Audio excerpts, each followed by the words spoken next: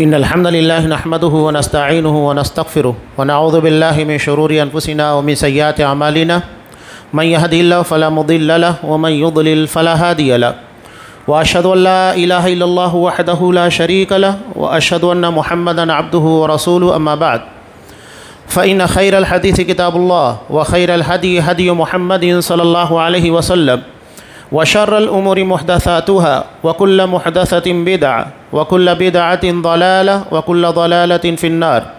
أعوذ بالله السميع العليم من الشيطان الرجيم. بسم الله الرحمن الرحيم. يا أيها الذين آمنوا اتقوا الله حق تقاته ولا تموتن إلا وأنتم مسلمون. يا أيها الناس اتقوا ربكم الذي خلقكم من نفس واحدة وخلق منها زوجها وبث منهما رجالا كثيرا ونساء واتقوا الله الذي تساءلون به والأرحام إن الله كان عليكم رقيبا. يا أيها الذين آمنوا اتقوا الله وقولوا قولا سديدا يصلح لكم أعمالكم ويغفر لكم ذنوبكم ومن يطع الله ورسوله فقد فاز فوزا عظيما. وقال لقد كان في قصصهم عبرة لأولي الألباب. تمام قسموں کی تعریفات اللہ رب العالمین وحدہ لا شریک کے لیے لائق و زیبا ہیں، جو ساری کائنات کا تنہا خالق و مالک ہے، اور بے شمار درود و سلام ہو اللہ کے آخری نبی جناب کریم محمد رسول اللہ صلی اللہ علیہ وسلم کی ذات مقدسہ پر۔ محترم سامعین، عزیز ماں اور بہنوں، قرآن مجید میں حضرت موسیٰ علیہ السلام اور بنی اسرائیل، یہ ایک ایسا واقعہ ہے جسے کئی صورتوں کے اندر دہرایا گیا ہے مختلف انداز میں۔ نبی کریم صلی اللہ علیہ وسلم اور ان واقعات کے درمیان مماثلت کافی زیادہ ہے۔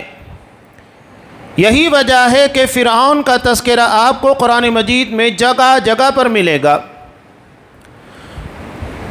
فرعون کی خاصیت کیا تھی؟ یہ ایک ایسا دشمن تھا جو طاقتور تھا، اقتدار کے پر تھا، افرادی قوت تھی، یعنی وہ ساری چیزیں جو دنیا چلانے کے لیے یا دنیا کے اندر حکومت کے لیے ہونی چاہیے سب کچھ موجود تھی۔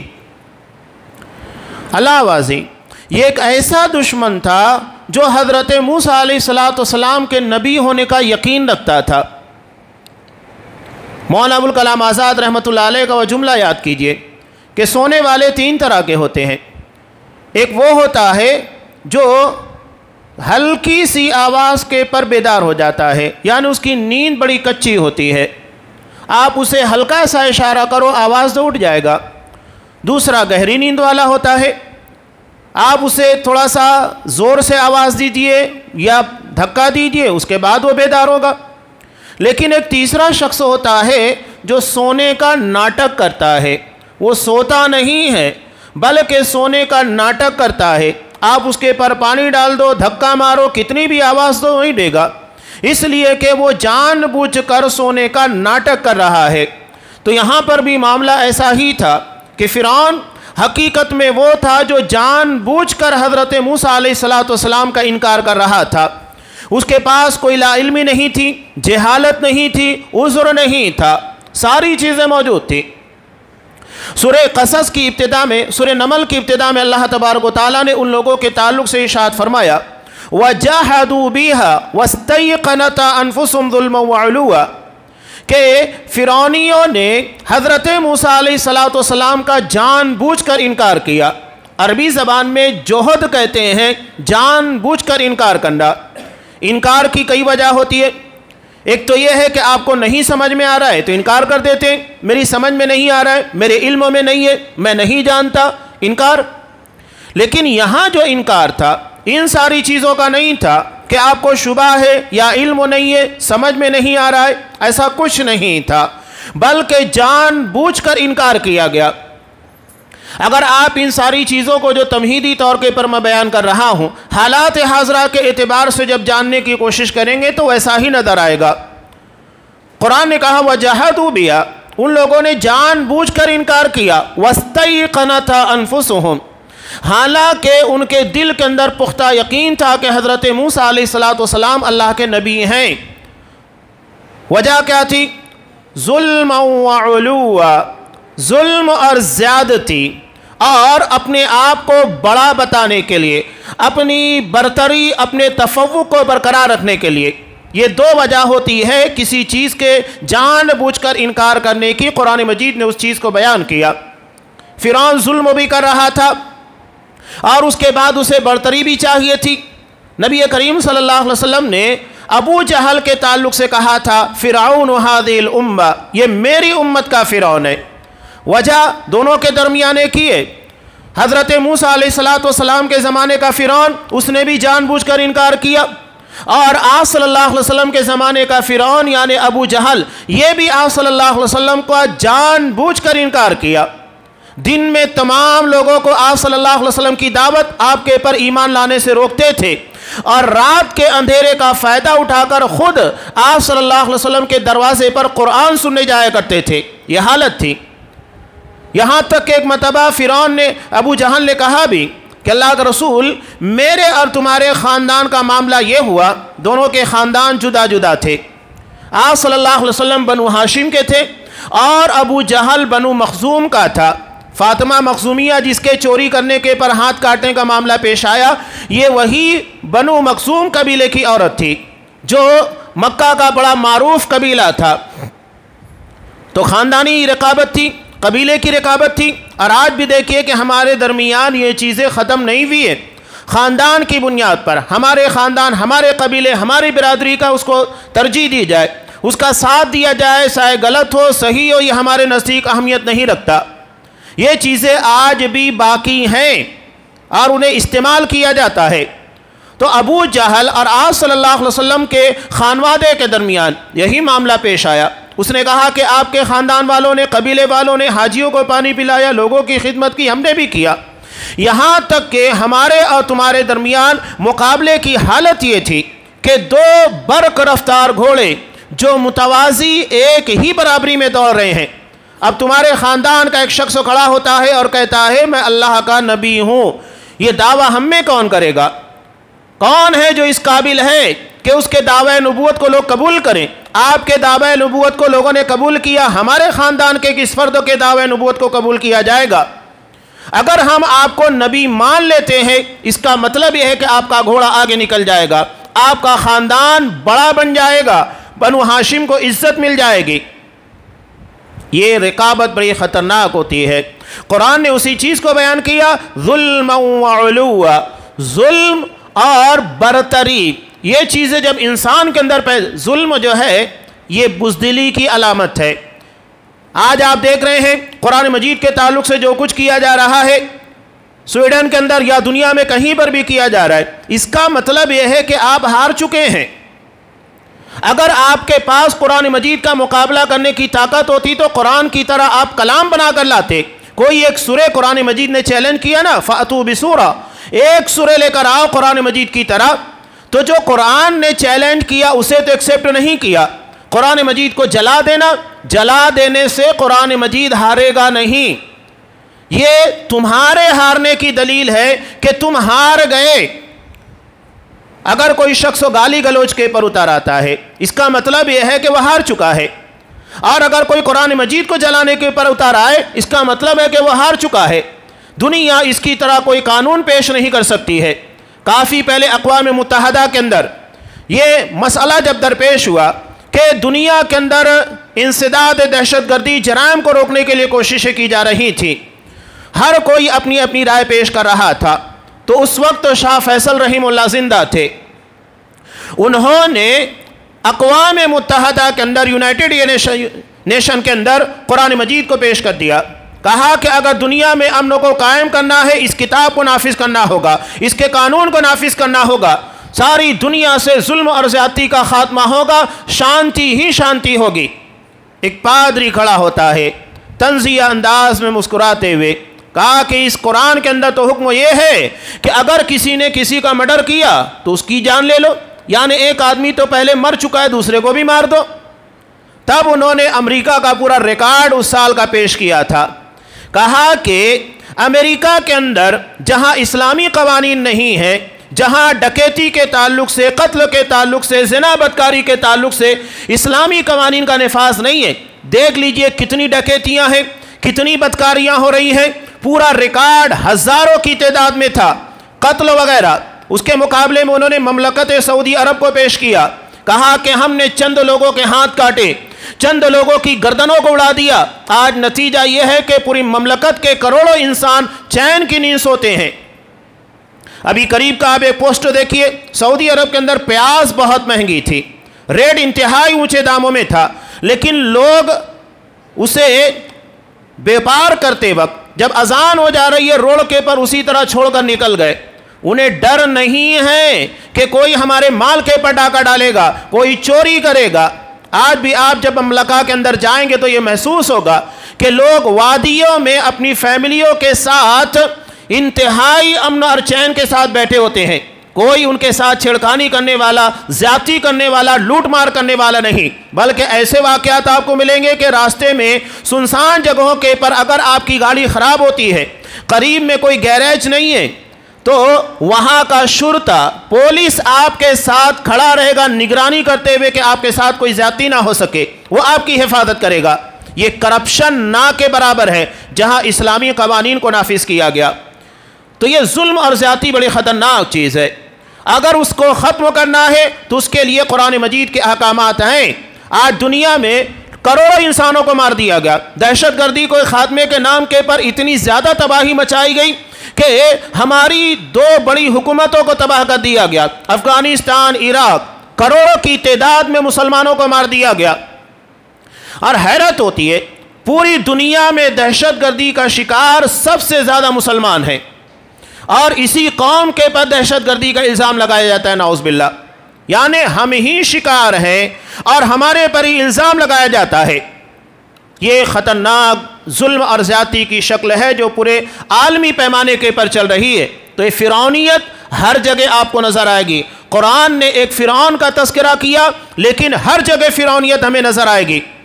فرعون کو بڑے پیمانے کے پر اقتدار ملے تھے، اختیارات ملے تھے، تو اتنا زیادہ ظلم اور زیادتی کر رہا تھا، اور ہمیں چھوٹے پیمانے کے پر اقتدار ملتا ہے، حکومت ملتی ہے، ہم اتنا کرتے ہیں، اور اگر کسی کو نہیں ہے تو اپنے گھر میں کرتا ہے، اپنے بچوں کے ساتھ کرے گا، بھائیوں کے ساتھ کرے گا، بیوی کے ساتھ کرے گا۔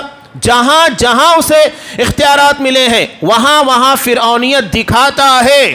ہر کسی کے اندر ابلیسیت بھی ہے، فرعونیت بھی ہے۔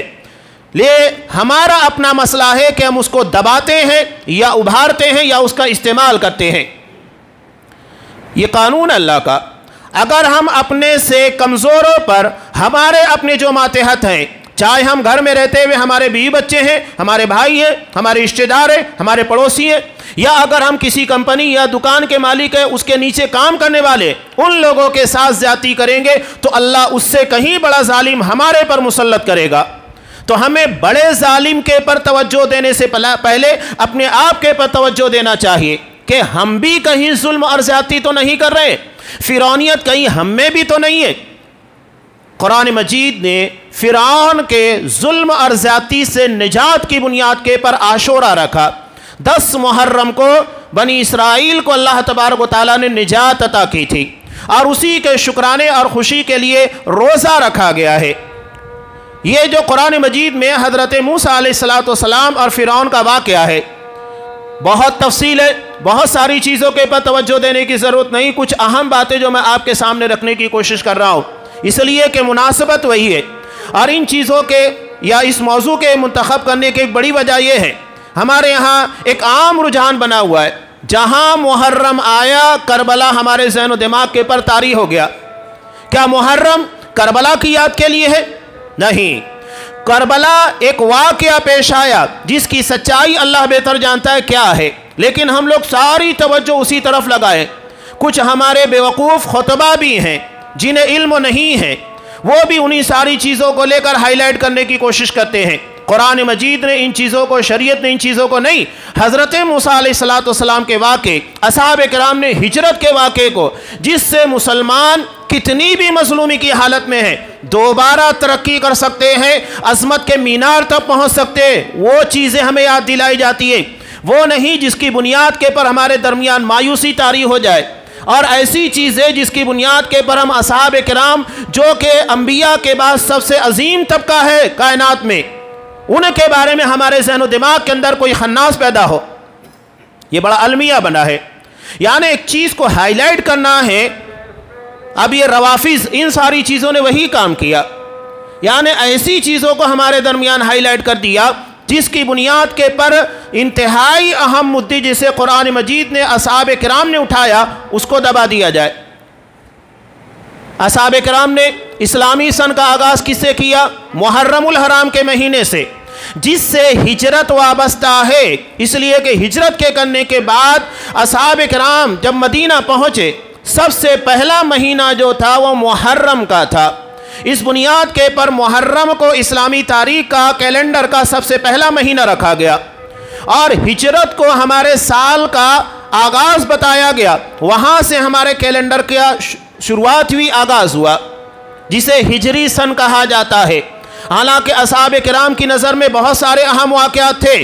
جنگ بدر کی عظیم فتح بھی تھی، فتح مکہ بھی ہے، نبی کریم صلی اللہ علیہ وسلم کی پیدائش کا دن بھی ہے، اور آپ صلی اللہ علیہ وسلم کے سر پر تاج رسالت رکھا گیا، یہ بھی بہت عظیم دن تھا، اس لیے کہ وہاں سے دور جاہلیت کا خاتمہ ہوتا ہے اور دور اسلام کا آغاز ہوتا ہے۔ لیکن اصحاب کرام نے ان چیزوں کو منتخب نہیں کیا، ان کا سلیکشن نہیں کیا۔ سلیکشن کیا تو ہجرت کا، کہ کس طرح ایک شخص کتنی بھی مظلومی کی حالت میں پہنچ جائے، دنیا کی ساری چیزیں اس کی لوٹ لی جائے، اس کے باوجود وہ کیسے طاقتور بنتا ہے، اپنے مشن کے اندر کامیاب ہوتا ہے۔ کتنے تھے اصحاب کرام؟ سینکڑوں کی تعداد میں، جو مکہ سے مدینہ ہجرت کر کے آئے تھے۔ 10 سال کا عرصہ نہیں بیتا، یہ سینکڑوں کی تعداد ہزاروں نہیں لاکھوں میں پہنچ گئی۔ 10 سال کے اندر اتنی بڑی کایا کیسے پلٹ ہوئی؟ ایک مشن، ایک ٹارگیٹ، ایک مقصد ہوتا ہے۔ کیا ہم نے بھی ایسا مقصد اپنا ٹارگیٹ بنایا؟ منصوبہ بندی، پلاننگ، کیا ہماری زندگی کے اندر ساری چیزیں ہیں؟ حضرت موسیٰ علیہ السلام کے واقعے میں جگہ جگہ کے پر آپ کو توکل نظر آئے گا، صرف اللہ کی ذات کے پر بھروسہ۔ کیا ہمارے اندر وہ ایمانی طاقت ہے جس کی بنیاد کے پر ہم اللہ کے پر ایسا بھروسہ کریں؟ ایک بنیادی بات یاد رکھیے گا، حالات کتنے بھی، کیسے بھی، کتنے بھی خراب ہو جائیں، بنی اسرائیل کی طرح نہیں ہے جہاں انہیں مسجد میں نماز پڑھنے کی اجازت نہیں تھی۔ سورہ یونس میں اللہ تبارک و تعالیٰ نے کہا وَجْعَلُوا بُيُوتَكُمْ قِبْلَةً وَأَقِيمُوا الصَّلَاةَ، اپنے گھروں کو ہی قبلہ بناؤ، وہیں پر نماز ادا کرو۔ یہ حالت تھی۔ کیا آج ہماری حالت ایسی ہے؟ نہیں ہے۔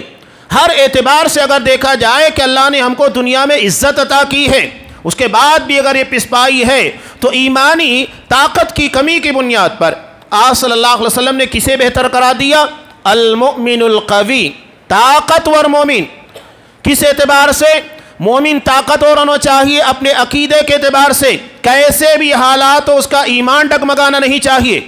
یہ ہمارے درمیان بچیوں کے ارتداد کے مسائل یا کسی اور کے مسائل ہوں، اس کا مطلب یہ ہے کہ ہماری ایمانی پاور اتنی نہیں ہے، نہ ہم نے ایمان کی حلاوت کو چکا جس کی بنیاد کے پر اس پر قائم رہ سکتے۔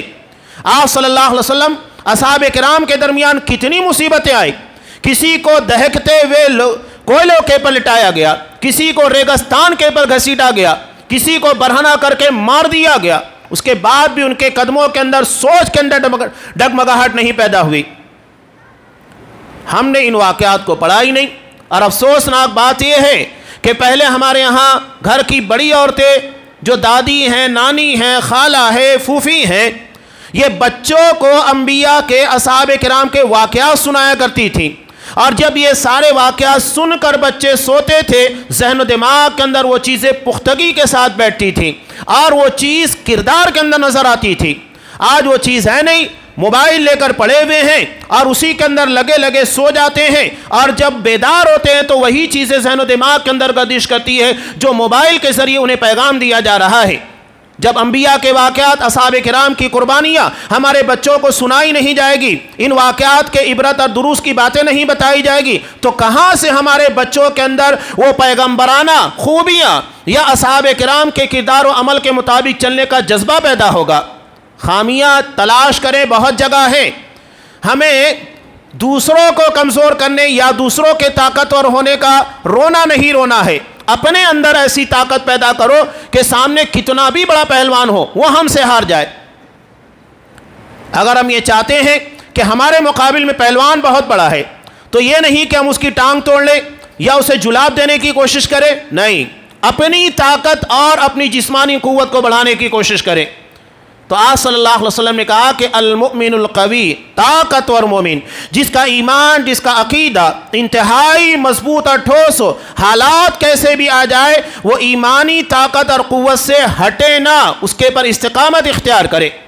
اس کا علم مضبوط ہونا چاہیے کہ اگر کوئی اسلام کے پر اعتراض کرے اس کو جواب دے سکے۔ کیا ہمارے نوجوان بچوں کے اندر اتنی ایبلٹی ہے صلاحیت، طاقت کہ اگر ایک غیر مسلم اعتراض کرتا ہے تو اس کو جواب دے سکے؟ اگر وہ اللہ کے بارے میں بات کرے، گاڈ کے بارے میں باتیں کرے، آپ جواب دے سکتے ہیں؟ ہمارے ہاں عقیدے کے بارے میں علم نہیں، اسلام کے پر اعتراضات اٹھتے ہیں، اس کا جواب نہیں۔ اگر کوئی یہ سوال کر لے کہ آپ قربانی کیوں کرتے ہیں، اس کا جواب نہیں۔ ہم کیوں نماز پڑھتے ہیں، اس کا جواب نہیں ہے۔ اور اسلام میں جو طلاق کا، میراث کا سسٹم بنایا گیا ہے اس کا جواب نہیں ہے، تو ہم کیسے مسلمان ہیں؟ ہم اگر جواب نہیں دے سکتے کون جواب دے گا؟ کوئی آسمان سے فرشتہ نہیں آئے گا جو ہمارے مسلمانوں کے تعلق سے اسلام کے بارے میں جواب دے، ہمیں جواب دینا ہوگا۔ تو یہ طاقتور مومن نہیں ہے، طاقتور مومن وہ ہے جو اسلام کے خلاف اٹھنے والی ہر بات، ہر شبہات، اعتراضات کا جواب دے سکے۔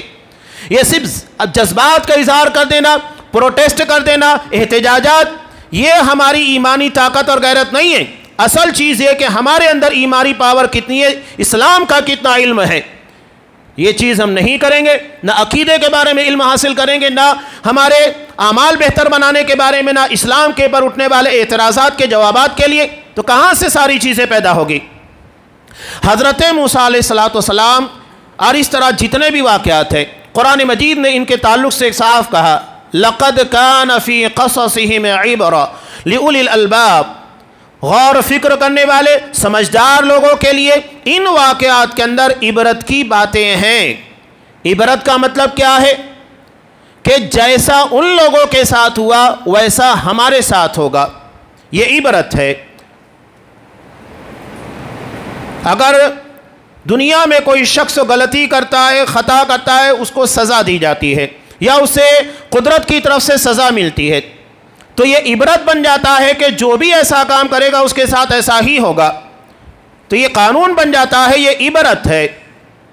قرآن کہتا ہے فَاعْتَبِرُوا يَا أُولِي الْأَبْصَارِ، اے نگاہ رکھنے والے، غور و فکر کرنے والے، سمجھداری کی طرف اشارہ ہے۔ سمجھدار لوگوں کے لیے اس میں عبرت کی بات ہے، یہ عبرت ہے۔ علامہ ابن تیمیہ رحمۃ اللہ علیہ بہت پیاری بات کہتے ہیں، اللہ نے قانون فطرت تمام لوگوں کے لیے یکساں بنا کر رکھا ہے۔ اگر ایک غیر مسلم پانی پیے گا، کھانا کھائے گا یا بیمار ہونے کے بعد دوا علاج کرے گا تو وہ ساری چیزوں سے فائدہ دے گی، اور یہی معاملہ ایک مسلمان کا بھی ہے۔ ایسا نہیں ہے کہ اگر ایک مسلمان بیمار ہوتا ہے وہ دوا علاج کچھ بھی نہیں کرے آٹومیٹک ٹھیک ہو جائے گا، نہیں۔ اور ایسا نہیں ہے کہ مسلمان ہونے کے بعد ہم کھانا پینا بند کر دیں، ہم خود بخود زندہ رہیں گے، یا ہمارے جسم کو ایسی طاقت اندر سے مل جائے گی کہ نہ ہمیں پانی پینے کی ضرورت، نہ کھانا کھانے کی ضرورت، نہیں۔ قانون فطرت اللہ نے تمام لوگوں کے لیے یکساں بنا کر رکھا ہے۔ تو یہی چیزیں سمجھنے کی ہیں کہ اگر ہم اللہ کے قانون فطرت سے بغاوت کریں گے، صرف یہ سوچیں کہ ہم مسلمان ہیں، اس بنیاد کے پر ساری فیسلٹی اور ساری خصوصیات ہمارے اندر آ جائے، ایسا نہیں ہے، بلکہ ایمان کے بقدر آزمائشیں ہوتی ہیں۔ جس کے ایمان کا معیار جتنا بلند ہوگا اتنا زیادہ آزمایا جائے گا۔ انبیاء کا ایمان کا معیار سب سے بلند ہوتا ہے، چنانچہ سب سے زیادہ آزمائشیں انبیاء کرام کے پر آئی ہیں، اور حضرت موسیٰ علیہ السلام جو اولو العزم پیغمبروں میں سے ہے، ان کے ساتھ بہت زیادہ آزمائشیں آئی۔ فرعون کے زمانے میں بھی اور فرعون کے غرقاب ہونے کے بعد بھی، دو الگ الگ زمانے ہیں۔ ایک تو فرعون کے غرقابی سے پہلے کا، جب وہ بنی اسرائیل کو آزاد کرنے کی فکروں میں تھے تو سامنے فرعون تھا جس کی بنیاد کے پر آزمائشیں تھی، اور جب فرعون کو غرقاب کر دیا گیا تو بنی اسرائیل خود ان حضرت موسیٰ علیہ السلام کے لیے مسئلہ بن گئی۔ یوم عاشورہ، پہلی بات یاد رکھیے، حضرت موسیٰ علیہ السلام کی زندگی کے اندر واقعات میں توکل کیا ہے؟ اللہ کی ذات کے پر یقین، ان کی پیدائش اس زمانے میں ہوتی ہے، اس سال ہوتی ہے جس سال فرعون نے بچوں کو مارنے کا حکم دیا تھا۔ فرعون اگر دیکھیں گے سارا کھیل چل رہا ہے حکومت کا، کرسی کا، سارا مسئلہ کرسی کا ہے۔ آج بھی آپ دیکھیے جو سیاست کھیلی جاتی ہے، لوگوں کے ساتھ ظلم ہے، زیادتی ہے، سارا مسئلہ کرسی کا ہے، زیادتی کا ہے۔ ہر کوئی اقتدار کی بقا کی فکروں میں لگا ہوا ہے۔ اللہ مولانا ابوالکلام آزاد رحمۃ اللہ علیہ نے جس کے تعلق سے کہا تھا کہ اقتدار ایک ڈھلتی چھاؤں ہے جسے ڈھلنے سے کوئی نہیں روک سکتا۔ دنیا میں بڑے بڑے طاقت و حکمران ختم ہو گئے، اللہ اگر باقی رکھے گا تو صرف دین کی بنیاد کے پر جس چیز کو باقی رکھنا ہے باقی رکھے گا۔ ہندوستان میں بھی بہت سارے حکمران، مغلوں نے بھی بہت لمبی حکومت کی، اور بھی بہت سارے لوگوں نے حکومت کی، آج جو ہیں کل وہ نہیں ہوں گے۔ شاعر نے بڑی پیاری بات کہی نا، آج جو صاحب اقتدار ہیں کل نہیں ہوں گے، آج جو اقتدار کے پر ہے، کرسی کے پر ہے، وہ کل نہیں ہوں گے۔ کرایہ دار ہے، ذاتی مکان تھوڑی ہے، تو یہ وہی ہے، آج ہے کل ختم ہو جائیں گے۔ ہم دنیا کے اندر آزادی کے بعد کی بات، پہلے کی بات چھوڑیے، آزادی کے بعد کتنی حکومتوں کو بنتے اور بگڑتے دیکھا ہے، تو یہ سارا مسئلہ اگر دیکھا جائے اقتدار کا ہے۔ اسلام نے جو نظریہ پیش کیا ہے وہ خلافت کا ہے، جمہوریت سیکولرزم کا نہیں ہے، اس لیے کہ اس میں کیا مسلم کیا غیر مسلم سب کو فائدے ہیں۔ اسلامی حکومت میں جتنا زیادہ غیر مسلموں کو تحفظ ہوگا آپ کو کہیں نہیں دلا سکتے، اس قدر حفاظت کی جاتی ہے اسلامی حکومتوں کے اندر۔ آپ حضرت عمر فاروق کا زمانہ اٹھا کر دیکھیے، جب سمجھ میں آئے گا۔ اسلام نے حاکم نہیں بلکہ خادم کا تصور پیش کیا ہے۔ حضرت ابوبکر صدیق رضی اللہ تعالیٰ عنہ خلیفہ ہیں، ایک بچی آتی ہے اور کہتی ہے کہ میری بکری کا دودھ دونا ہے، چلیے لے چلی جاتی ہے، دودھ دو کر آ جاتے، یہ حالت ہے۔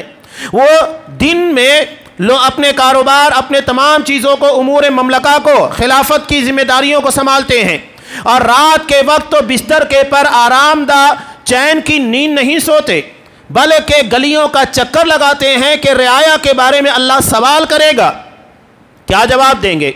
یہ ذمہ داری انہیں سونے نہیں دیتی، لوگوں کا چکر لگایا کرتے تھے تاکہ ضرورت مندوں کی ضرورت کو پورا کیا جا سکے۔ آج ہمارے یہاں معاملہ کتنا بگڑا ہوا ہے۔ ایک کارپوریٹر جو کارپوریٹر بننے سے پہلے کچھ نہیں تھا، جیسے ہی بنا آپ دیکھیں اس کی پراپرٹی، اس کے کاروبار، ساری چیزوں میں ترقی نظر آئے گی۔ اچانک سے یہ کایا پلٹ کیسے ہوتی ہے؟ کیا اسے الادین کا چراغ مل گیا کہ اس نے چراغ کو رگڑ کر دولت حاصل کر لی؟ جتنے زیادہ کرپشن آج ہمارے سامنے ہے، اس کی بنیادی وجہ یہ ہے کہ عوام کی خدمت نہیں بلکہ عوام کے پیسوں کو لوٹنے کا جذبہ ہے، کہ ہم کتنا اپنے دور اقتدار میں یا جو موقع ہم کو ملا اس میں زیادہ سے زیادہ ہم کچھ حاصل کر سکے، اپنا کچھ بنا سکے۔ اسلام نے تصور رکھا ہی نہیں بلکہ ذمہ داری رکھی، کلکم رائن، ہر شخص ذمہ دار ہے، اور جتنی بڑی ذمہ داری ہوگی اتنے بڑے سوالات ہوں گے، اتنے زیادہ پوچھ تاچھ ہونے والی ہے۔ اور یہ سب سے بڑا نمونہ ہمارے نزدیک حضرت ابوبکر صدیق، عمر فاروق رضی اللہ تعالیٰ عنہ کا ہے۔ یہ اسلام نے اس چیز کو ہی پلٹ کر رکھ دیا۔ اگر آپ صلی اللہ علیہ وسلم کے زمانے کی بات کریں، وہاں پر بھی ابو جہل ہے، ولید بن مغیرہ، عتبہ، شیبہ، ربیعہ، جو بھی تھے، یہ سرداران قریش کی بھی سرداری کا، حکومت کا، کرسی کا مسئلہ تھا کہ آپ صلی اللہ علیہ وسلم کو نبی ماننے کے بعد اب سارے اختیارات اللہ کے رسول کے پاس چلے جائیں گے، اس لیے کہ نبی کے آگے تو کوئی جا نہیں سکتا ہے۔ تو اپنی سرداری اور دنیاوی چودراہٹ کو بچانے کے لیے ان لوگوں نے اپنی دنیا اور آخرت دونوں کو تباہ کیا۔ یہ بہت خطرناک چیز ہوتی ہے، اس لیے آپ صلی اللہ علیہ وسلم نے، جیسا کہ بخاری کی روایت ہے، حضرت عبد الرحمن ابن سمرہ کو کہا تھا لا تسأل الامارہ، عبد الرحمن کبھی امارت یعنی ذمہ داری کا سوال مت کرنا، کسی عہدے کے تعلق سے مطالبہ مت کرنا کہ یہ عہدہ مجھ کو دیا جائے، یا خواہش دل کے اندر ہونی چاہیے، اس لیے کہ اگر تم نے اس کو چاہا، اسے مانگا، اس کے بعد تمہیں وہ عہدہ یا ذمہ داری دی گئی تو اللہ اسے تمہارے حوالے کر دے گا، اللہ کی مدد نہیں ہوگی، اللہ تمہارے پر رحمت نازل نہیں کرے گا، تمہاری مدد نہیں کرے گا۔ لیکن اگر یہ بن مانگے تمہیں ملتا ہے، نہ تم چاہتے ہو نہ تم نے مانگا ہے، لوگوں نے تمہاری قابلیت اور صلاحیت کی بنیاد کے پر دیا ہے تو اللہ اس میں تمہاری مدد کرے گا۔ یہ جماعت کے معاملات سے لے کر آپ ہندوستان تک چلے جائیے، سارا معاملہ عہدے کا، کرسی کا بنا ہوا ہے، اور اسی کے لیے سارے فتنے، ساری شرارتیں، لوگوں کی عزت، مال، جان، ہر چیز کے ساتھ کھلواڑ کیا جاتا ہے۔ یہ بڑی خطرناک چیز ہے۔ اسی کو آپ صلی اللہ علیہ وسلم نے آسان جملے کے اندر کہا تھا، نعمت المرضیہ و بئست الفاطمہ۔ یہ عہدہ، یہ ذمہ داری، یہ پوسٹ کتنی بہترین دودھ پلانے والی اور کتنی بری دودھ چھڑانے والی ہے۔ یعنی جب تک بچہ دودھ پیتے رہتا ہے اسے بڑا مزہ آتا ہے، لیکن ماں جیسے ہی اسے دودھ چھڑانا چاہتی ہے چھوڑنے کے لیے تیار نہیں ہوتا ہے، بڑی مشکلوں سے چھڑایا جاتا ہے۔ یہی معاملہ عہدے داری اور منصب کا بھی ہے۔ فرعون کا بھی معاملہ اپنے عہدے، اقتدار اور سنگھاسن کا تھا، جس کی بنیاد کے پر حضرت موسیٰ علیہ السلام کے بارے میں یقین ہونے کے باوجود ایمان نہیں لایا، اور یہی معاملہ ابو جہل کا بھی تھا۔ حضرت موسیٰ علیہ السلام ہر اعتبار سے نہتے ہیں، نہ ان کے پاس افرادی طاقت ہے اور نہ ان کے پاس حکومت ہے، نہ روپیہ پیسہ، کچھ بھی نہیں ہے۔ اصل چیز، اصل پاور اللہ کی ذات کے پر ایمان، یقین اور توکل۔ اللہ نے کہا کہ یقیناً اس معاملے کو پورا کرے گا، ہو کر رہے گا۔ اللہ تبارک و تعالیٰ صاف کہتا ہے سورہ طلاق کے اندر، ان اللہ بالغ امری، اللہ اپنے معاملات، اپنے احکامات کو پورا کر کے رہے گا۔ قد جعل اللہ لکل شیء قدرا، اللہ نے ہر چیز کا ایک وقت اور ایک اندازہ مقرر کر کے رکھا ہے۔ ہر چیز اپنے وقت کے پر ہوتی ہے، اور وہ اللہ کے علم میں کون سی چیز کب ہونا چاہیے، وہ اپنے علم اور حکمت کے مطابق ساری چیزوں کو پورا کرتا ہے۔ ہر چیز پوری ہوگی، اور نبی کو یقین ہوتا ہے، اور یہی ہر مسلمان کو یقین ہونا چاہیے کہ اگر ہم اللہ کے دین کی مدد کریں گے اللہ ہماری مدد کرے گا، یقین ہونا چاہیے۔ تو اس کے لیے شرط اللہ نے کیا رکھی، ان تنصر اللہ، اگر تم اللہ کی یعنی اس کے دین کے مطابق چل کر اللہ کی مدد کرو گے تو اللہ تمہاری مدد کرے گا۔ ہم دین پر چلنے کو تیار نہیں، نہ ہمارا عقیدہ، نہ ہمارے معاملات، نہ ہماری تجارت، نہ ہمارے گھریلو رہن سہن، نہ ہماری وضاقت، کہاں پر ہمیں اسلام نظر آتا ہے؟ تو کہاں سے اللہ کی مدد آئے گی جب ہم اللہ کی مدد نہیں کر رہے ہیں؟ اللہ تو بندوں کے تعلق سے کہتا ہے واللہ فی عون العبد ما کان العبد فی عون اخیہ، اللہ بندے کی مدد اس وقت کرتا ہے جب تک کہ بندہ اپنے بھائی کی مدد میں ہوتا ہے۔ جب تک ہم اپنے بھائی کی مدد نہیں کریں گے اللہ مدد نہیں کرے گا، جب تک ہم اللہ کے دین کے مطابق نہیں چلیں گے اللہ ہماری مدد نہیں کرے گا۔ تو ہم یہ چاہتے ہیں کہ نصرت نازل ہو، مدد نازل ہو، تو ہمیں اللہ کے دین، اس کے احکامات کے مطابق چلنا ہوگا۔ یقین ہونا چاہیے کہ یقیناً اللہ تبارک و تعالیٰ اس کا بدلہ عنایت کرے گا۔ فرعون بظاہر ساری قوتوں سے لیس تھا، یہاں تک کہ اس کی ٹیکنالوجی دیکھیے، اس وقت کے زمانے میں جو ہزاروں سال پرانے، اس نے لوگوں کے درمیان کہا بھی تھا الیس لی ملک مصر وہذہ الانہار تجری من تحتی، کہ کیا یہ پورا کا پورا مصر یہ میرا ملک نہیں ہے، اور یہ جو تمہارے قدموں کے تلے یعنی بیک گراؤنڈ کے اندر زیر زمین تمہارے لیے میں نے آبدوز راستے بنائے ہیں جہاں سے پانی کو پہنچایا جا سکے، زیر زمین میں نے تم لوگوں کے لیے نہریں جاری کی ہیں، اس کی بنیاد کے پر آسانی سے معیشت ہو، تجارت ہو، اور زیادہ سے زیادہ کھیتی باڑی کرنے کے بعد ترقی حاصل ہو سکے۔ اس وقت کا زمانہ تھا جب وہ زیر زمین نہریں جاری کیا تھا، انڈر گراؤنڈ۔ انسان آج سوچ نہیں سکتا ہے، اس زمانے میں اس نے انڈر گراؤنڈ چیزوں کو جاری کیا تھا، یہ اس کی ٹیکنالوجی تھی، لیکن اپنی حکومت اور اقتدار کی بقا کے لیے کیا کچھ نہیں کیا۔ یہی معاملہ آپ صلی اللہ علیہ وسلم کے زمانے میں ہوا، اور ہمیشہ اگر دیکھا جائے بنیادی طور پر یہی چیز ہوگی۔ اب یہاں ایک اور اہم بات، حضرت موسیٰ علیہ السلام اتنے بڑے مشن کے لیے بھیجا گیا۔ حضرت موسیٰ علیہ السلام نے پہلے کیا کام کیا؟ اللہ تبارک و تعالیٰ نے حکم دیا جاؤ فرعون کے سامنے اسے نصیحت کرو، سمجھاؤ۔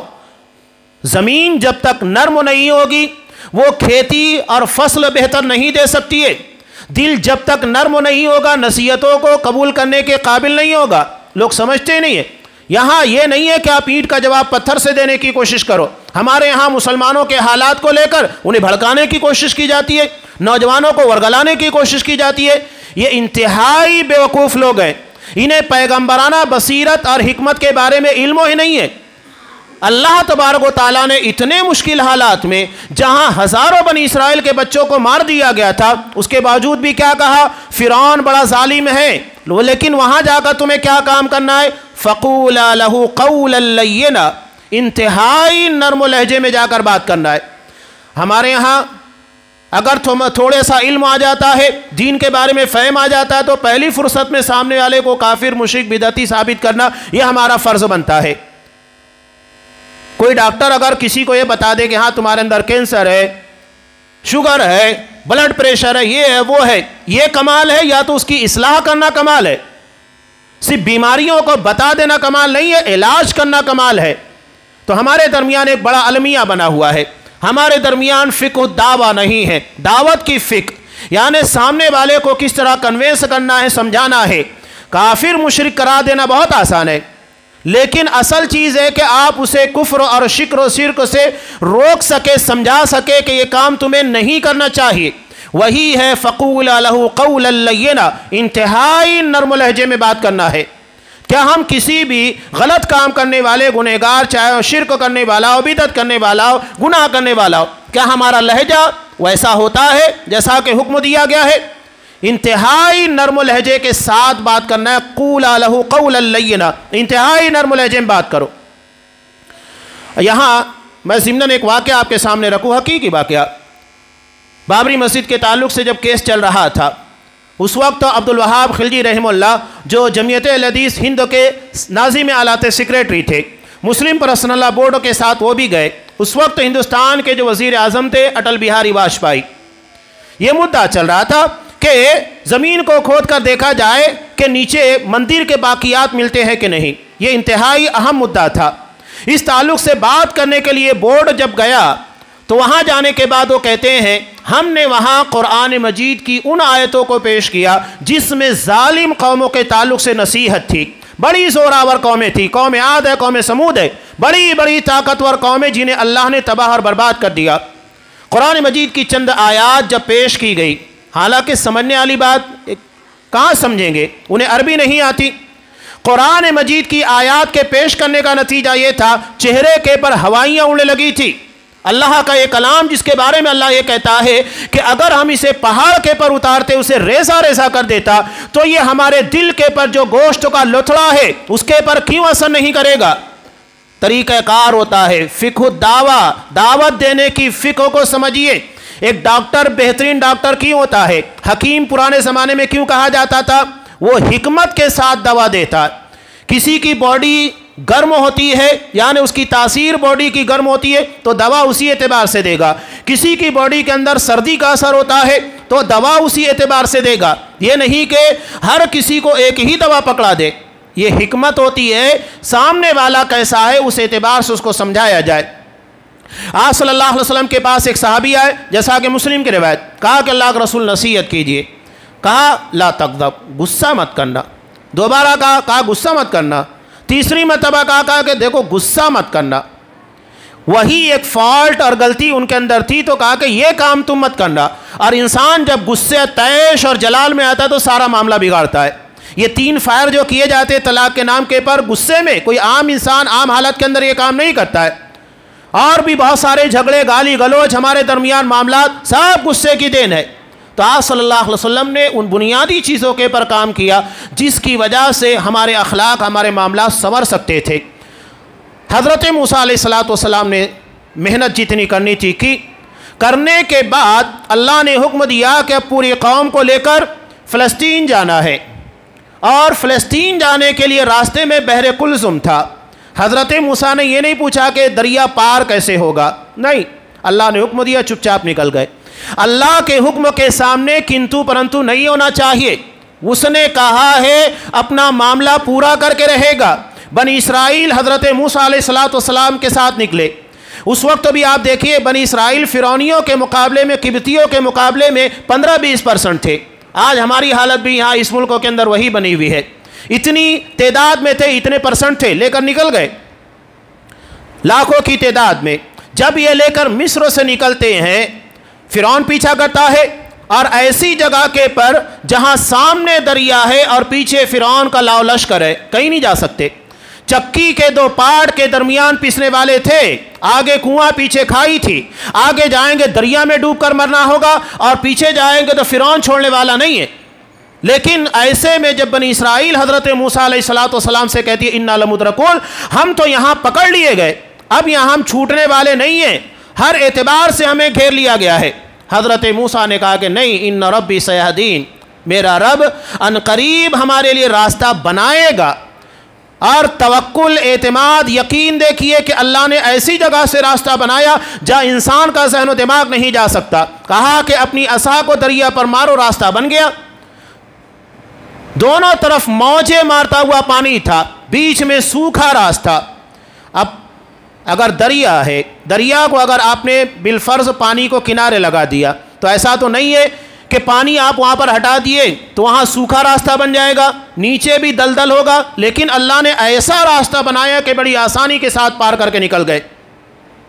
اب فرعون سمجھا کہ جس طرح بنی اسرائیل نجات پا گئے ہم بھی ان کے پیچھے چلتے ہیں۔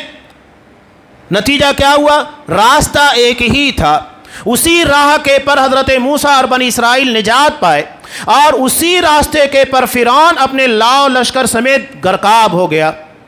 ایک ہی راستہ تھا، یعنی راہی کے اندر، مسافر کے اندر ایسا گٹس ہونا چاہیے کہ راستہ اس کے لیے نجات کا ذریعہ بن سکے، یہ نہیں کہ صرف راستے کے پر چل پڑے سارا معاملہ حل ہو گیا۔ ہمارے اندر بھی ایسی خوبیاں ہونا چاہیے، ایمانی پاور، طاقت ہونا چاہیے کہ راہ کے پر چلتے ہوئے مشکلات کا سامنا کر سکے۔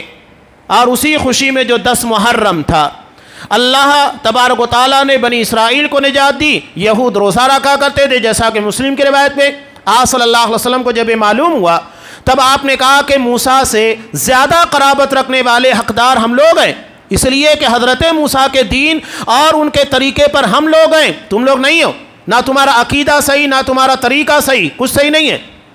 کہا کہ اگلے سال زندہ رہیں تو پھر 9 تاریخ کا بھی روزہ رکھیں گے، یعنی 9 اور 10 تاریخ کا روزہ رکھنا۔ عاشورہ محرم خوشی کا ہے، یہ خوشی کے شکرانے کے طور کے پر روزہ رکھا جاتا ہے 9 اور 10 تاریخ کو۔ یہ کوئی غم اور ماتم کا مہینہ نہیں ہے جو ہمارے یہاں پر لوگوں نے کیا ہے۔ علامہ احسان الہی نے بہت پیاری بات کہی تھی کہ اگر سینہ کو بھی اپنا سینہ پیٹنا یہ عبادت ہے تو اسے عبادت خانوں میں کرنا چاہیے، چوراہوں کے پر نہیں۔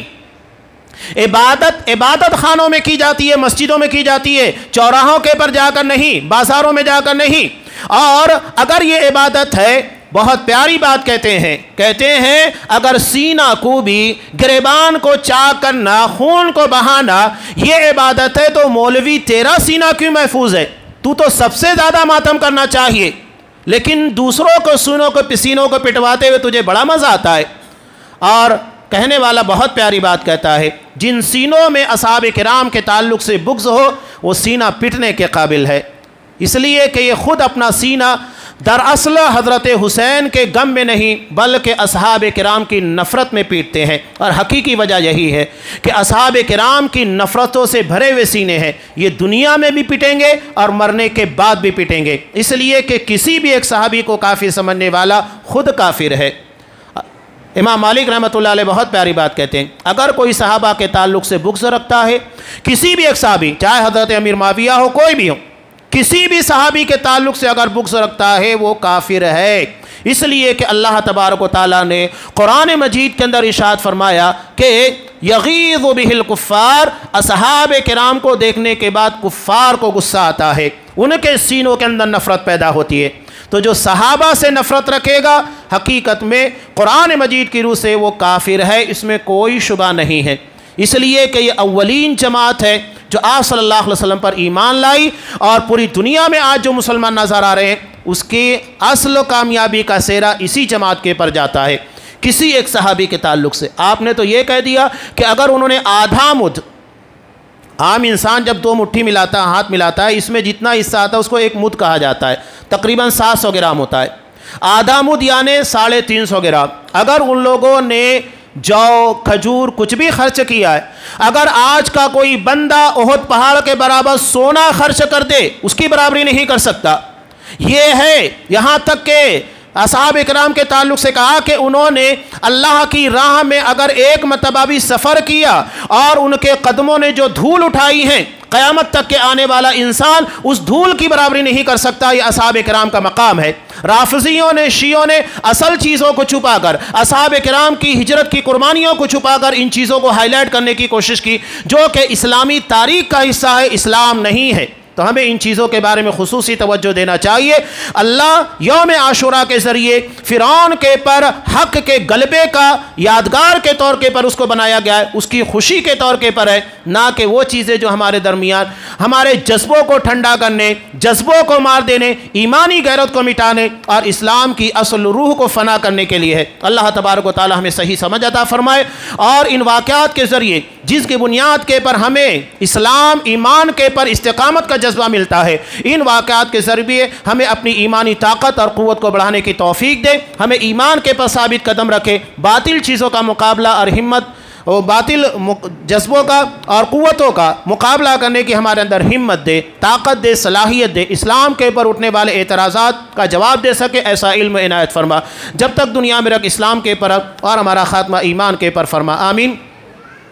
بارک اللہ لنا ولکم فی القرآن العظیم ونفعنی وإیاکم بالآیات والذکر الحکیم، انہ تعالی جواد کریم ملک رؤوف رحیم۔